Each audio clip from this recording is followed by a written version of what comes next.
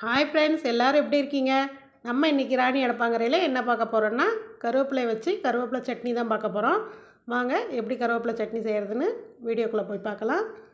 முதல்ல அடுப்பு பற்ற வச்சு கடாயை வச்சுக்கிறோம். கடாய் காஞ்சதும் தேவையான அளவுக்கு எண்ணெய் விட்டுக்கிறோம். எந்த எண்ணெயாக இருந்தாலும் சரி, ஓகே தாங்க. இதில் நல்லெண்ணெய் ஊற்றினா இன்னும் கொஞ்சம் டேஸ்ட்டாக இருக்கும், ஹெல்த்தியாகவும் இருக்கும். இப்போ 3 டீஸ்பூன் அளவுக்கு கடலைப்பருப்பு, 1 டீஸ்பூன் அளவுக்கு உளுந்து சேர்த்து நல்லா பொன்னிறமாக இதை நம்ம வறுத்து எடுத்துக்கிறோம்.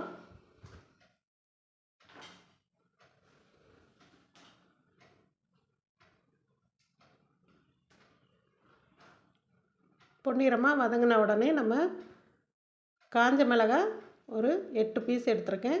உங்களுக்கு காரத்துக்கு தகுந்த மாதிரி நீங்கள் மிளகாய் சேர்த்துக்கலாம். அது பொன்னிறமாக வறுத்த உடனே 2 பெரிய வெங்காயத்தை பொடிசாக நறுக்கி எடுத்து வச்சுருக்கேன். அதோடைய ஒரு 10லேருந்து 12 பல் பூண்டு சேர்த்துக்கிறேன். இதையும் சேர்த்து நல்லா பொன்னிறமாக வதங்கி விட்டுருவோம். எண்ணெயிலே நல்லா வெங்காயமும் பூண்டும் நல்லா வெந்து வரணுங்க. அந்த அளவுக்கு பொன்னிறமாக வதக்கிக்கலாம்.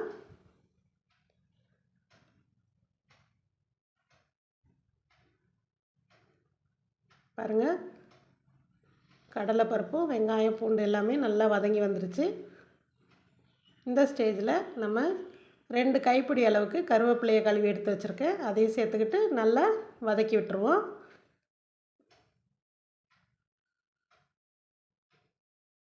இந்த மாதிரி எண்ணெயோடு கலந்து நல்லா வதக்கி விட்டுருவோம்.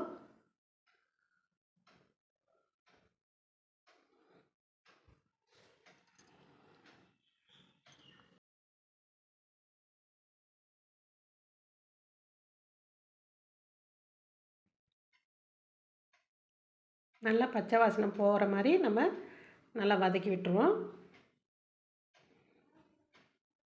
பாருங்கள், இந்த அளவுக்கு வதங்கியிருக்கு. இதோட இப்போ ஒரு சின்ன லெமன் சைஸு நம்ம புளி எடுத்துக்கிறோம். அதையும் நல்லா வதக்கி நல்லா ஆற விட்டுருவோம்.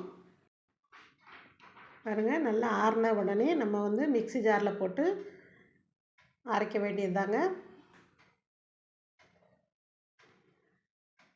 இப்போ தேவையான அளவுக்கு உப்பு சேர்த்துக்கலாம். முதல்ல கொரகொரப்பாக அரைச்சி எடுத்துக்கணும். தேவையான அளவு உப்பு. இப்போ நம்ம இதை கொரகொரப்பாக அரைச்சி எடுத்துக்கிறோம். அதுக்கப்புறம் தண்ணி ஊற்றி அரைச்சிக்கலாம். பாருங்கள், நல்லா வலுவலுப்பாக அரைச்சி எடுத்தோன்ட்டு சின்ன ஜார் மக்கர் பண்ணி வச்சு நான் பெரிய ஜாரில் அரைச்சி எடுத்துருக்கேன். இப்போ ஒரு பிளேட்டுக்கு மாற்றிக்கலாம்.